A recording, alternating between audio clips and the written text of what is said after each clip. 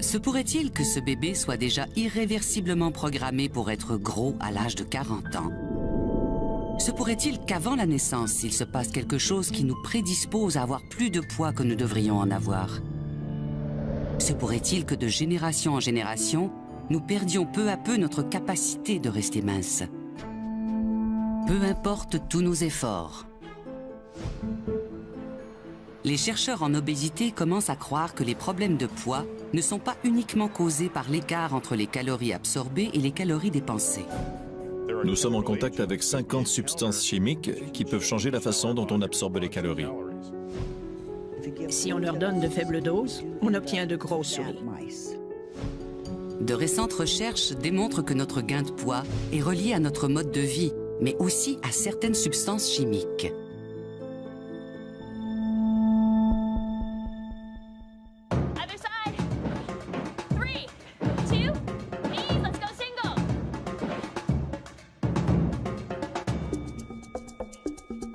On fait de l'exercice et on suit des régimes avec beaucoup de détermination. On s'inscrit même dans des groupes de soutien pour arriver à perdre du poids. You're down 2 inches in your waist. That's great. Et pourtant, dans le monde occidental, un adulte sur 2 fait de l'embonpoint. Et une personne sur 6 est obèse. Les taux d'obésité ont presque doublé au cours des 30 dernières années. Et pas seulement en Amérique du Nord où l'on mange beaucoup trop, mais dans tous les pays où les gens ont un mode de vie occidental.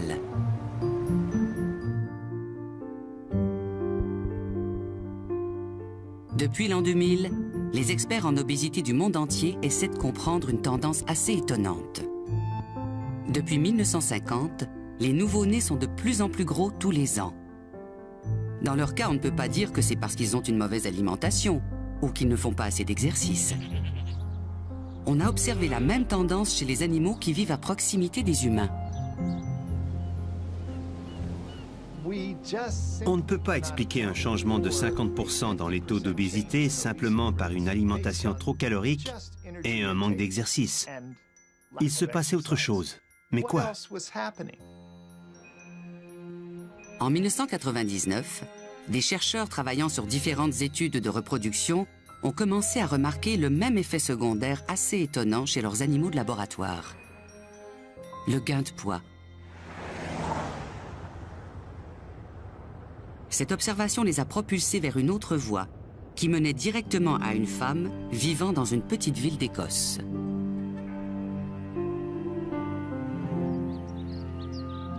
Nous sommes à Callander, à l'orée des Highlands. Paula Bailey Hamilton vit tout près de cette petite ville avec son mari et ses 4 enfants.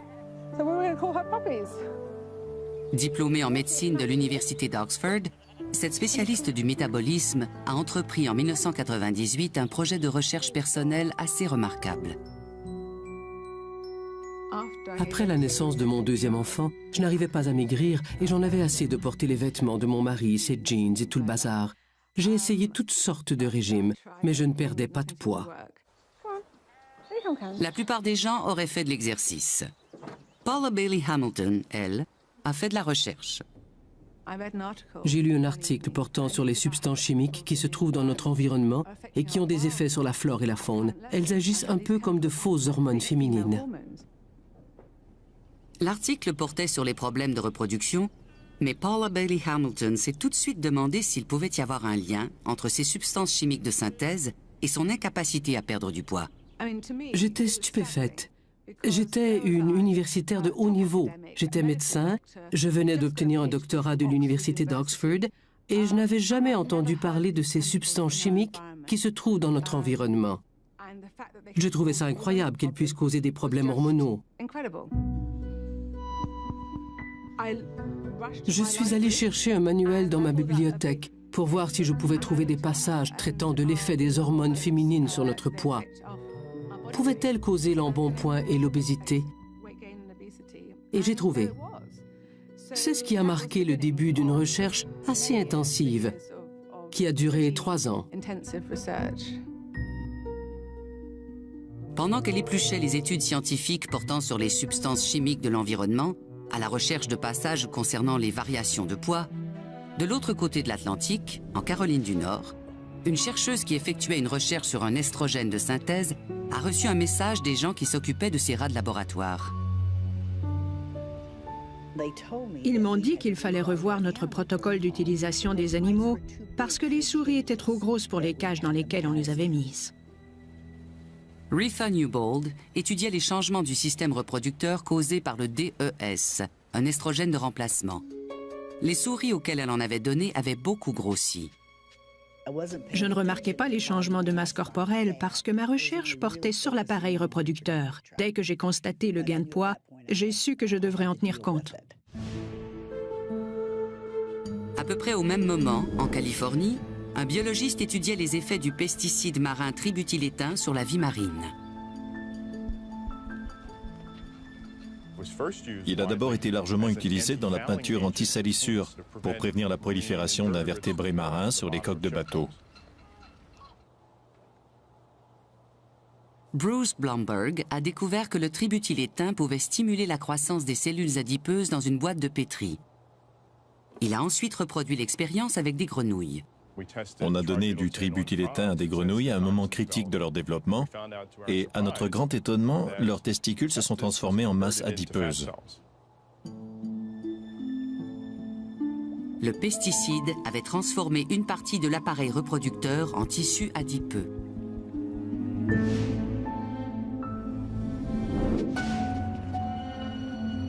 Dans les années 90, à l'Université du Missouri, l'endocrinologue Fred Vormsal étudiait une autre substance chimique, le bisphénol A. So for BPA, does anybody know how the number of 50 micrograms per kilogram per day was arrived at? Vormsal était un personnage controversé dans l'industrie des produits chimiques industriels.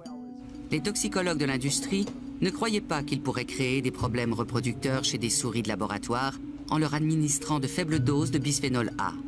Il s'agissait de doses des milliers de fois plus faibles que ce que les toxicologues considéraient être des doses sûres. Puis, en 1998, Vormsal a remarqué un effet secondaire chez ces souris. Le bisphénol A semblait les faire grossir. On a donné une dose de 2 microgrammes par kilogramme de poids corporel à des femelles enceintes. Et à la puberté, les animaux dont les mères avaient pris du bisphénol A étaient beaucoup plus gros que les animaux dont les mères n'en avaient pas pris. Encore des animaux de laboratoire qui avaient grossi. 3 chercheurs, 3 études différentes, et les 3 fois on a observé une prise de poids. Ça semblait très étrange puisque les études portaient sur des substances chimiques différentes. Mais elles avaient une chose en commun.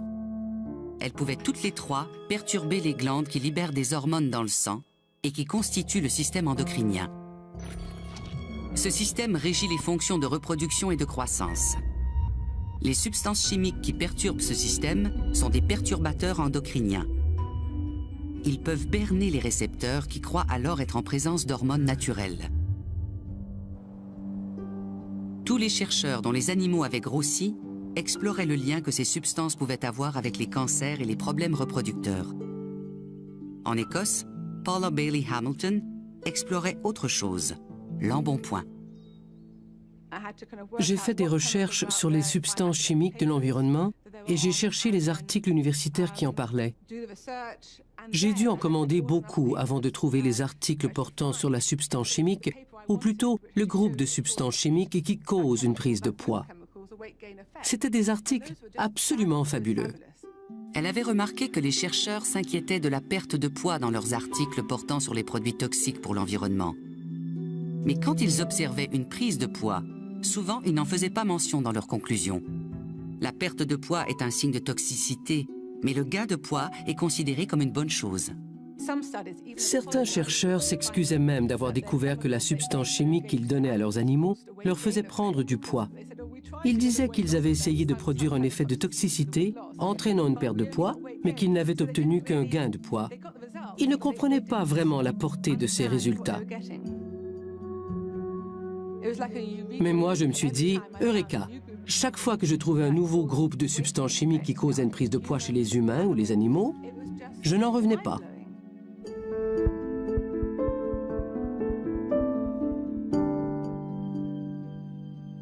En 2002, Bailey Hamilton publiait dans The Journal of Alternative and Complementary Medicine un article intitulé « Les toxines chimiques, une étude pour tenter de comprendre l'épidémie mondiale d'obésité ».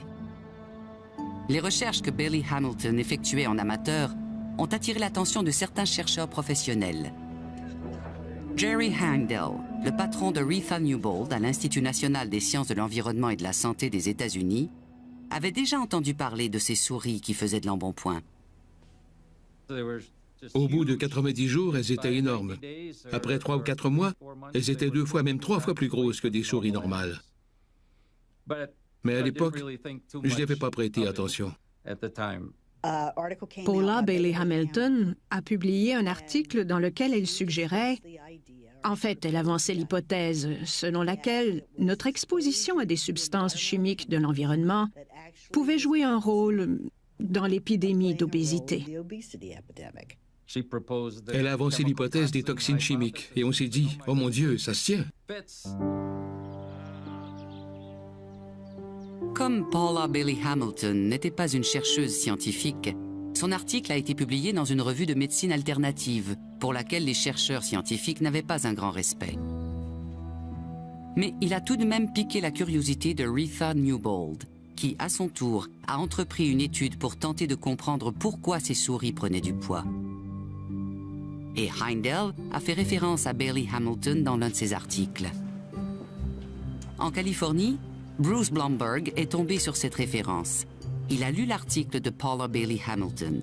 Il s'est souvenu des drôles de dépôts adipeux de ces grenouilles et il s'est dit, si quelque chose peut reprogrammer les animaux de laboratoire avant la naissance, qu'en est-il des humains? What we're going to be talking about is the labor toolbox, as I like to call it. Au XXIe siècle, la plupart des couples sont conscients des dangers que constituent les substances chimiques pendant la grossesse. Je laisse les fenêtres ouvertes. Je n'utilise pas de produits d'entretien toxiques et j'évite les stations-service et les fumeurs. J'essaie de manger le plus possible de légumes et je les lave vraiment bien. Même si elles n'en connaissent pas le nom, ces femmes faisaient référence à un nouveau domaine de recherche, celui des origines fétales. Cette théorie est fondée sur l'hypothèse que certaines maladies humaines de l'âge adulte peuvent prendre leur source avant la naissance, dans le fœtus. Le docteur John Charles est l'un des plus grands experts mondiaux en recherche sur les origines fétales. On reconnaît qu'un tout petit changement dans le poids moyen à la naissance peut avoir des conséquences énormes sur les facteurs prédisposant au développement de maladies après la naissance. Selon cette théorie, des effets très légers sur le fœtus peuvent entraîner un faible poids à la naissance et même des maladies. Les premiers travaux portaient sur les maladies cardiovasculaires, les maladies du cœur. On a reconnu qu'il existait un lien entre un faible poids à la naissance et l'hypertension artérielle, les AVC, les décès dus à des cardiopathies, ainsi que l'obésité et le diabète de type 2.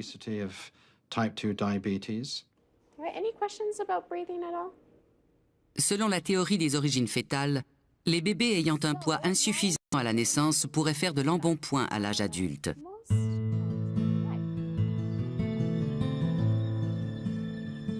Grâce à ses premières études, Bruce Blomberg connaissait la théorie des origines fétales et les effets des substances chimiques sur le développement du fœtus.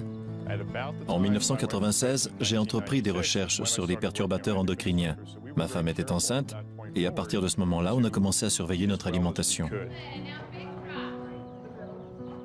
Ma fille ne mange pratiquement que des aliments biologiques. On fait de notre mieux, mais on ne peut pas éviter complètement d'être exposé à des substances chimiques, puisqu'il y en a partout.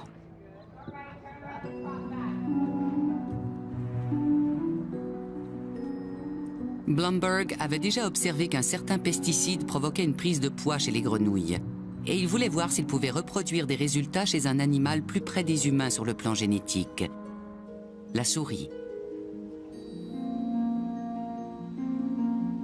L'équipe de Blomberg a donc administré de faibles doses de tributylétain à des souris enceintes. Puis, Blomberg a attendu. Si les souris donnaient naissance à de gros bébés, y aurait-il lieu de s'inquiéter pour les bébés humains?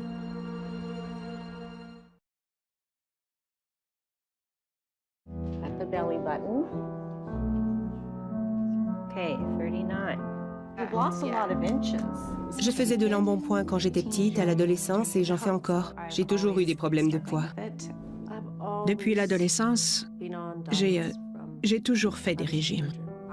Je perdais régulièrement 5 à 10 kilos, mais je les reprenais toujours.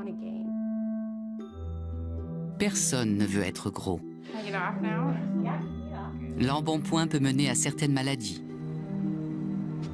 C'est bien connu qu'il existe un lien entre l'obésité et le diabète. Mais se pourrait-il qu'il y ait un lien entre des substances chimiques et le diabète? On ne sait pas quelles substances chimiques peuvent causer l'obésité, lesquelles peuvent causer le diabète, ni lesquelles peuvent causer les deux maladies. Parce qu'à bien des égards, elles sont intimement liées. Il y a 20 ans, on comptait environ 30 millions de diabétiques dans le monde entier. Aujourd'hui, on en compte 250 millions. Comme l'excès de poids peut aussi être une cause de cancer, dans les pays ayant le plus haut taux d'obésité au monde, les États-Unis, on estime que 14% des cancers chez les hommes et 20% chez les femmes sont causés par un excès de poids. Mais la plupart des gens ne pensent pas d'abord à leur santé. Ils se préoccupent surtout de leur apparence.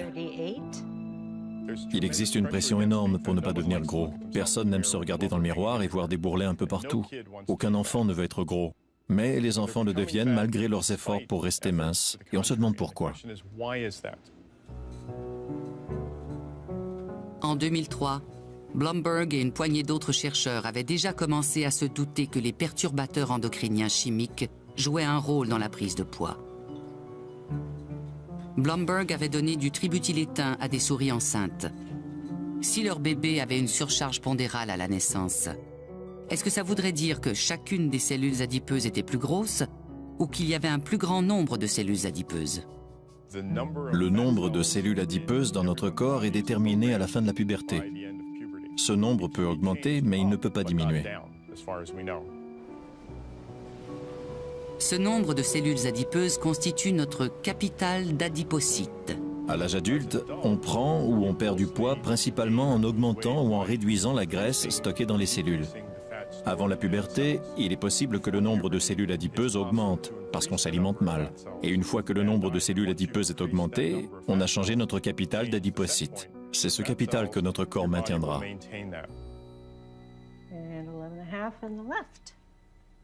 Donc, une fois la puberté terminée, il semble que plus rien ne puisse modifier le nombre de cellules adipeuses dans notre corps.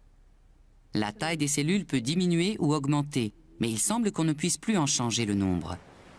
Il existe un perturbateur endocrinien chimique qui pourrait modifier notre capital d'adipocytes, et c'est le bisphénol A ou BPA, qui entre dans la composition de beaucoup de produits en plastique.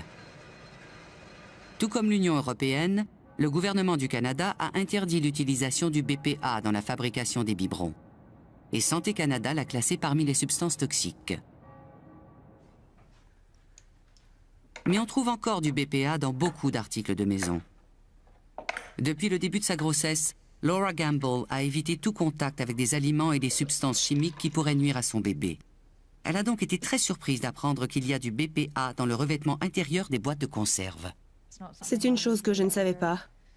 Ça fait peur, surtout quand il s'agit de choses qu'on ne peut éviter. Comme les reçus de caisse. On peut trouver 500 microgrammes de bisphénol A sur la main d'une personne qui vient de tenir un reçu de caisse. Bien que le BPA ne reste que 6 heures dans l'organisme, en tout temps, il y a une minuscule quantité de bisphénol A qui circule dans le sang de 90% des Nord-Américains. C'est la plus répandue de toutes les substances chimiques qui peuvent perturber le système endocrinien. Au cours de ses premières études, Vomsal a donné à des souris des doses de BPA équivalentes à la quantité qu'une personne risque d'absorber quotidiennement, 2 microgrammes par kilogramme de poids corporel par jour. Avant ces études, la dose la plus faible était de 50 000 microgrammes par kilogramme par jour. On fait extrêmement peur à la communauté réglementaire qui avait établi que la dose de 50 000 microgrammes était sûre et était de beaucoup supérieure à celle qu'on utilisait dans nos études. Wormsall et Blomberg s'inquiètent tous deux de ce qu'ils considèrent être une faille critique dans le domaine de la toxicologie traditionnelle. Pendant leur formation, les toxicologues apprennent à administrer une substance chimique à des animaux selon une dose qui tue la plupart des animaux. Puis, ils réduisent la dose pour trouver une dose qui ne tue que la moitié des animaux. C'est la dose létale 50 ou DL50. Et ils continuent de réduire la dose jusqu'à ce qu'ils trouvent une dose qui ne tue aucun animal et même qui ne produit aucun effet visible. Pour plus de sécurité, l'industrie réduit encore jusqu'à 1000 fois la dose avant de commercialiser la substance chimique. C'est un processus descendant. On a abordé la question en tant qu'endocrinologue, en commençant avec la plus petite dose et en l'augmentant jusqu'à ce qu'on trouve la dose qui produit un effet. Et on a obtenu une dose des dizaines de milliers de fois plus faible que ce que les toxicologues avaient jamais obtenu. Mais comment des quantités infiniment petites de substances chimiques peuvent-elles déclencher des problèmes de santé comme l'obésité et le diabète, alors que des doses beaucoup plus fortes n'ont aucun effet? C'est comme si on disait qu'une goutte de poison peut nous tuer, mais que 10 gouttes ne nous feront aucun effet. Ça n'a pas de sens. Mais ça en avait pour Blomberg, Wormsall et d'autres endocrinologues.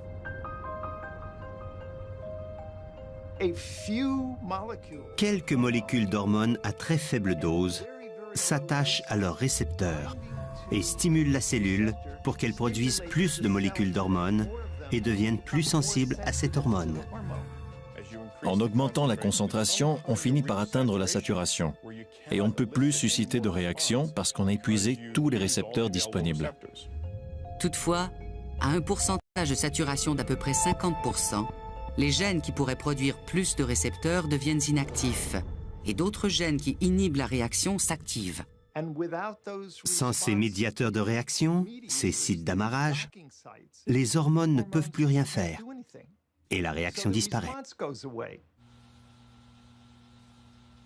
On a découvert qu'en quantité minuscule, certaines substances chimiques pouvaient avoir un effet sur le système endocrinien des animaux de laboratoire, alors qu'en plus grande quantité, elles n'ont aucun effet. Mais l'industrie chimique n'y croyait pas.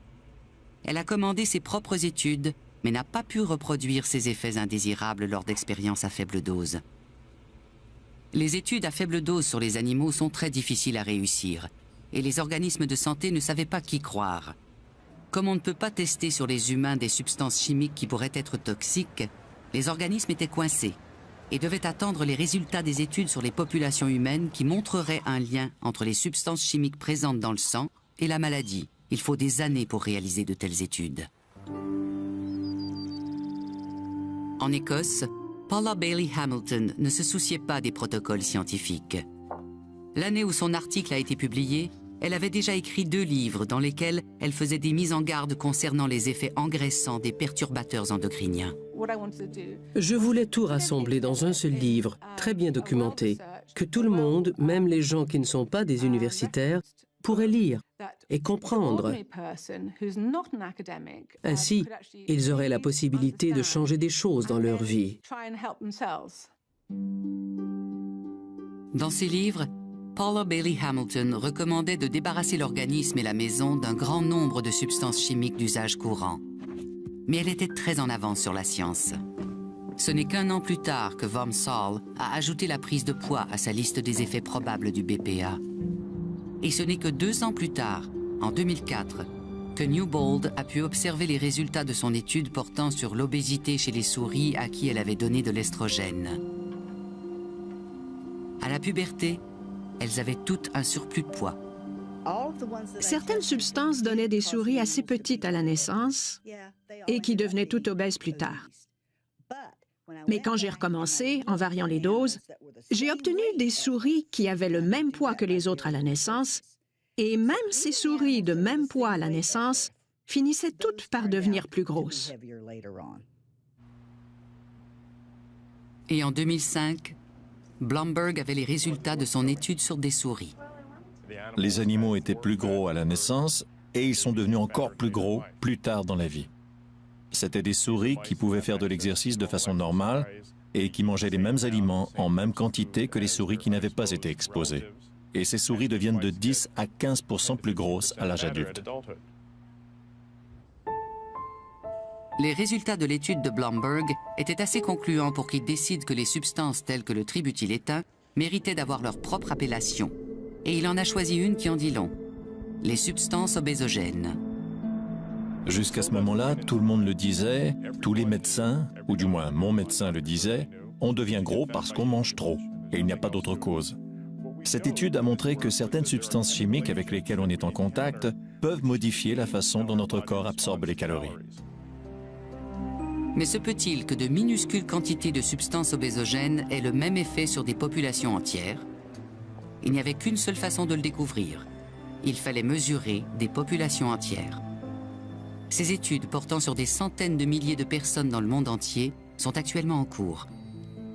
En attendant, les chercheurs de laboratoire élargissent constamment leurs horizons en ce qui concerne la recherche de substances chimiques problématiques. Et une autre chercheuse tente de cerner les propriétés engraissantes d'une substance naturelle très répandue.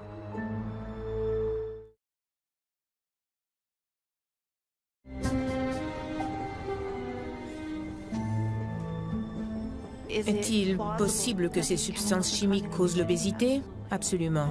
Est-ce démontré sans équivoque? Non. Alison Holloway est en route pour Montréal, où elle doit prendre part à une rencontre réunissant les plus grands toxicologues canadiens. Il sera question du lien entre les substances chimiques de l'environnement introduites dans l'utérus pendant la grossesse et les maladies développées plus tard dans la vie. Holloway s'intéresse surtout au lien entre les perturbateurs endocriniens et l'obésité. Mais la substance chimique qu'elle étudie n'est pas synthétique. And I know a lot of people that I know who smoke, they said, you know, I didn't want to smoke while I was pregnant because it sucked. Right. And I felt sick. And the minute that baby was born, they were like, back up again. So. Le perturbateur endocrinien d'Holloway est la nicotine. Au début de mes recherches dans ce domaine en 2004, des études épidémiologiques laissaient entendre que les bébés nés de mères fumeuses risquaient davantage de devenir obèses. Il est bien connu que les femmes qui fument pendant la grossesse ont des bébés de faible poids.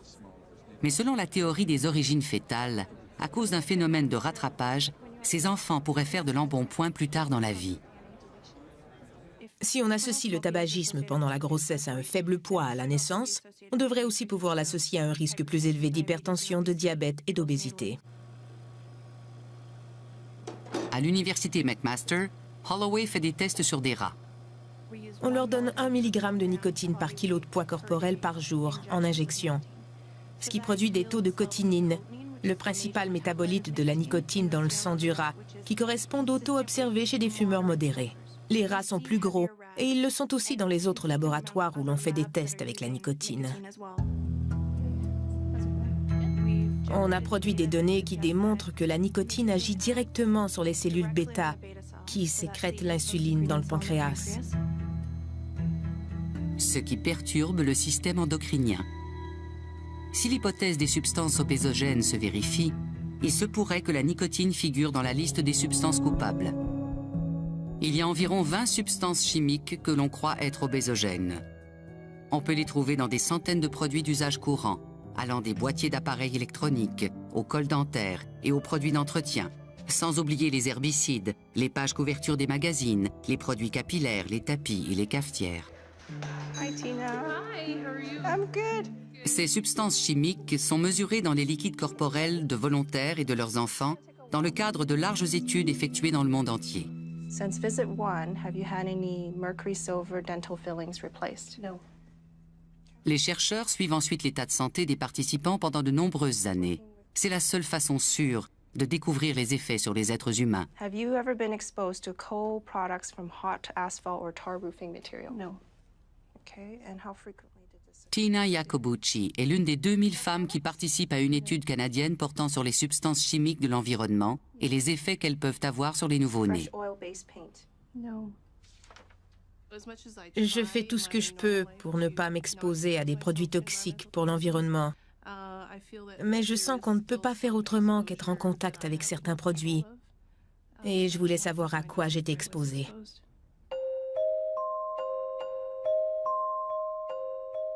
Pour le moment, l'étude porte uniquement sur des enfants de moins de 6 mois. Mais les chercheurs espèrent pouvoir suivre les enfants jusqu'à l'âge de 6 ans, afin de mesurer l'effet des substances obésogènes sur leur prise de poids. Et de l'autre côté de l'Atlantique, on a entrepris une étude encore plus importante portant sur les obésogènes.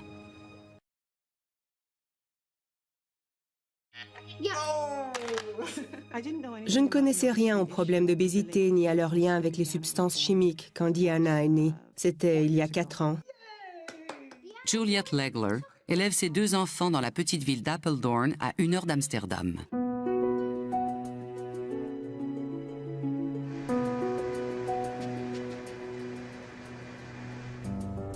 Legler a quitté le Canada pour s'installer aux Pays-Bas à l'âge de 17 ans.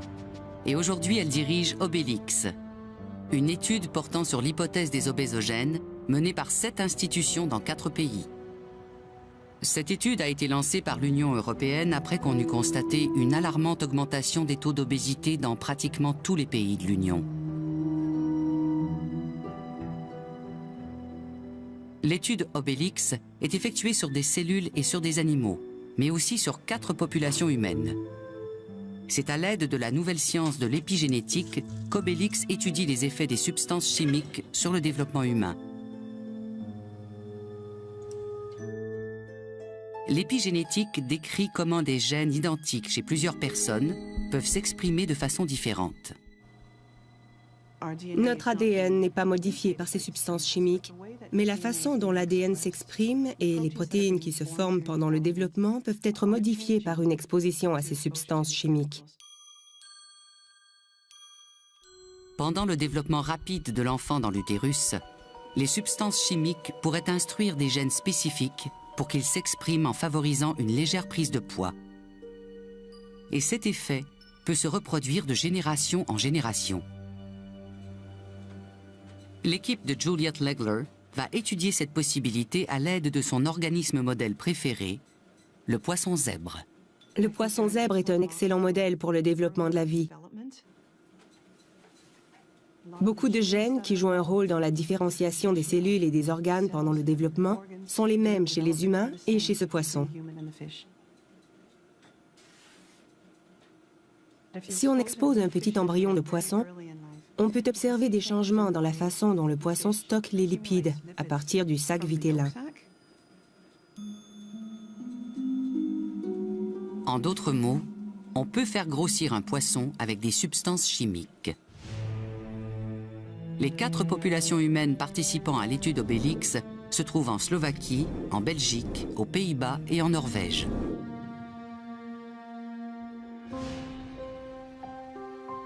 On connaît depuis longtemps les saines habitudes de vie des Norvégiens. Et pourtant, aujourd'hui en Norvège, 46% des adultes font de l'embonpoint.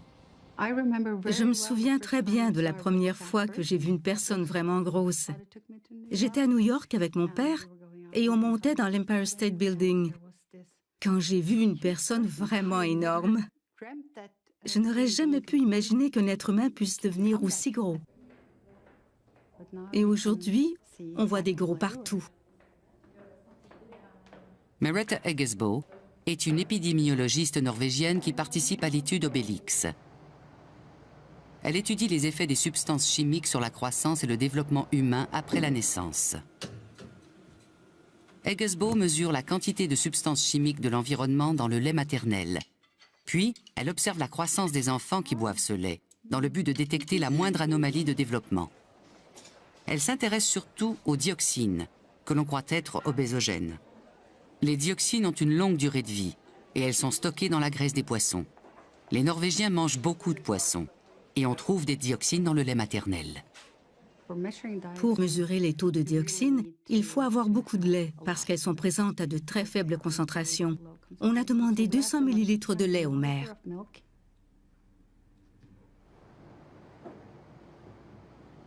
Voici l'un des 170 congélateurs remplis de lait maternel. Eggesbo espère avoir 3000 couples mère-enfant dans le groupe qu'elle étudie.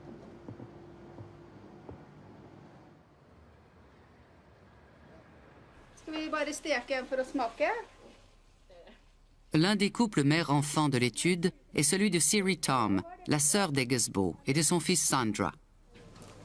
Ce n'est vraiment pas contraignant. Il suffit de répondre à des questionnaires.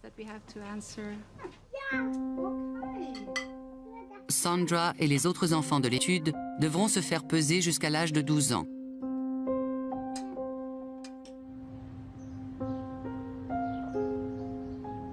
Eggesbo a elle-même 3 enfants et la plus jeune vit toujours à la maison. J'ai entendu parler des substances chimiques de l'environnement 1 an après sa naissance. J'aurais sans doute fait bien des choses différemment. Il y a beaucoup de substances chimiques en usage dans l'Union européenne, plus de 100 000. Et personne ne vérifie si elles peuvent faire du tort aux enfants, si elles peuvent causer des troubles développementaux ou neuropsychologiques. On ne fait aucun test. On s'inquiète jusqu'à un certain point de leurs effets carcinogènes, mais pas du tout de savoir si elles peuvent nuire à la santé de nos enfants et de nos bébés. Je trouve ça incroyable. Quand elle aura les résultats du projet Obélix, Merita Eggesbo saura un peu mieux s'il se peut que les Norvégiens prennent du poids sans qu'ils y soient pour quelque chose. À mon avis, on a toujours réduit le problème de l'obésité de façon simpliste au rapport entre les calories absorbées et les calories dépensées. C'est beaucoup plus complexe. Mais les experts ne manquent pas de souligner que les problèmes d'obésité sont en grande partie causés par une alimentation trop calorique et un manque d'exercice.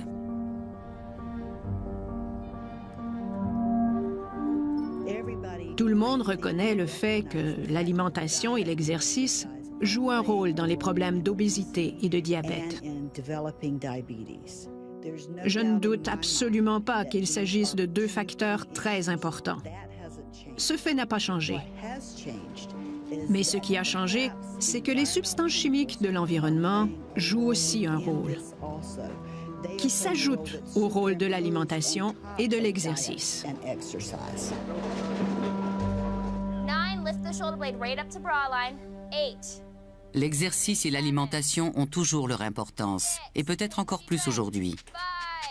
Des études ont montré que les animaux soumis à un régime riche en lipides et à de faibles doses de substances obésogènes prenaient plus de poids et risquaient davantage de devenir diabétiques que les animaux à qui on donnait seulement le régime riche en lipides ou seulement les substances obésogènes. En d'autres mots, les substances chimiques peuvent multiplier les effets d'une mauvaise alimentation. L'un des aspects fondamentaux du rôle que jouent les substances chimiques sur ces maladies est qu'elles interagissent avec tous les autres éléments des habitudes de vie de la personne. Blomberg croit même que les substances chimiques pourraient avoir d'autres effets sur nous à l'âge adulte, tout comme pendant notre développement. Nos cellules adipeuses pourraient être programmées de façon à se remplir plus que d'ordinaire. Et les substances chimiques pourraient retarder la sensation de satiété. Chez les mammifères, l'appétit et la satiété sont contrôlés par des hormones. Et en principe, il est fort possible qu'une substance chimique puisse accroître ou réduire l'appétit. Après 8 années passées à amasser des preuves sur l'existence des substances obésogènes, Jerry Heindel a invité les plus grands experts du domaine en Caroline du Nord à la toute première rencontre internationale. Juliette Legler est venue des Pays-Bas. Retha Newbold est arrivée. Alison Holloway arrive de Hamilton. Et Bruce Blomberg, présent lui aussi, a une nouvelle raison de s'inquiéter. Il croit avoir trouvé une nouvelle substance obésogène et elle est très répandue.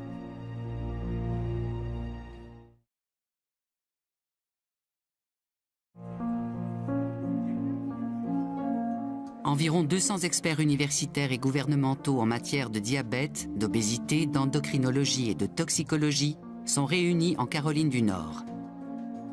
Ils vont discuter de l'urgente nécessité d'effectuer des expériences portant sur les substances obésogènes. Une substance chimique les inquiète tout particulièrement, et c'est la substance de remplacement préférée de l'industrie pour le BPA.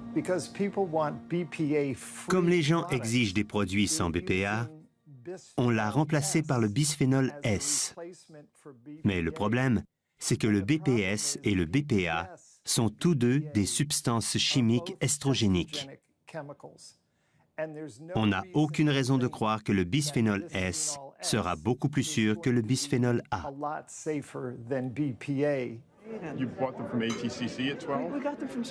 Blomberg effectue des recherches sur une autre substance qui pourrait être obésogène et qui est très répandue. L'usage de cette substance chimique est très répandu dans les emballages alimentaires. Elle transforme les cellules souches en cellules adipeuses, mais on ne sait pas de quelle façon.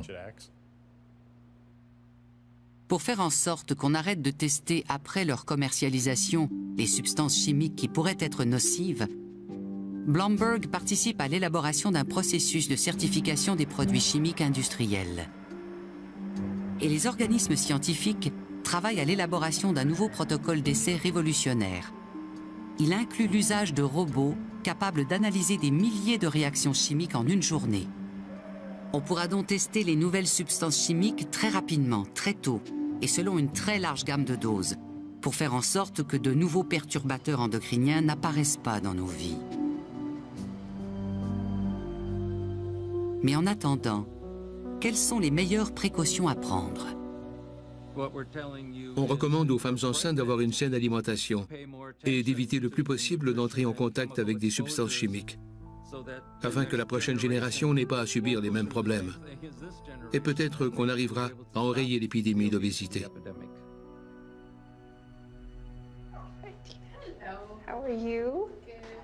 Tina Jacobucci, la jeune femme qui participe à l'étude canadienne, a eu son bébé. Et elle ajoute du lait maternel aux échantillons qui doivent être analysés pour voir s'ils contiennent des substances chimiques de l'environnement. Il y a déjà 20 substances que l'on croit être obésogènes. Et il pourrait y en avoir encore plus. Notre objectif est de mesurer 30, 40 ou 50 substances chimiques que nous savons être présentes en nous, pour tenter de savoir lesquelles pourraient avoir un lien avec le gain de poids. Oh, that's not fair, is it?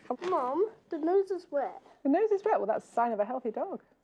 Paula Bailey Hamilton a eu 2 autres enfants depuis la prise de poids qui l'avait poussée à entreprendre une recherche sur les substances chimiques de l'environnement.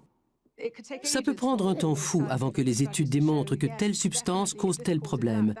Mais les gens sont déjà aux prises avec les problèmes qu'elle cause. AKT2 is the one in liver and fat. Beaucoup de chercheurs croient qu'il est temps d'appliquer le principe de précaution.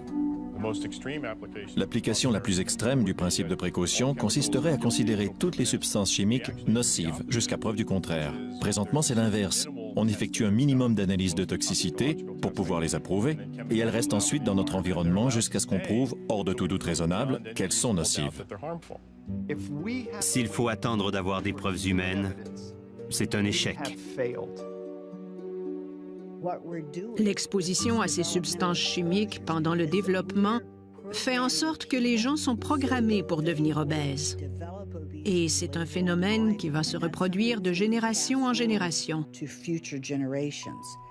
Je trouve qu'il y a vraiment lieu de s'inquiéter. Il faut se concentrer sur la prévention.